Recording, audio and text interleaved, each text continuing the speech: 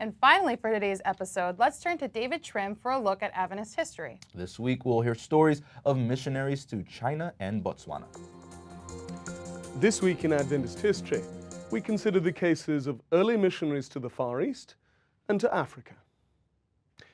On April 17, 1914, two Adventist missionaries, Francis A. Allam, an Australian, and Merritt C. Warren, an American, the first Adventist missionaries to enter the province of Sichuan in China's far southwest, arrived in the provincial capital of Chongqing.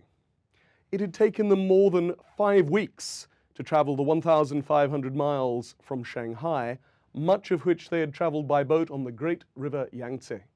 It would have taken them less time to travel from New York to Shanghai. After 3 weeks in the city, they finally were able to secure a building for a church, where soon they were also able to establish a clinic and a school.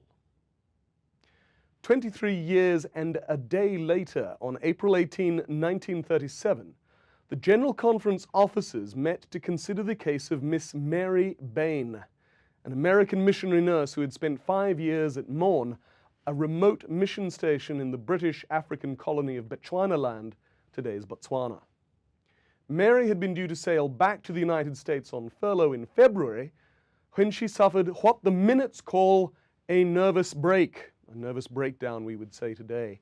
When the officers discussed the matter, they had just learned from the South African Division President, J.F. Wright, that the Southern African Division had made arrangements for an Adventist doctor and 2 nurses to accompany Miss Bain on a ship sailing directly from Cape Town to New York City.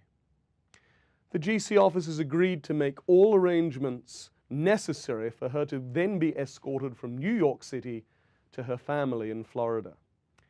We don't know how Mary Bain's story ended, whether in recovery or more sadly, but it is a reminder that there was often a great personal cost to being a missionary. That was this week in Adventist history.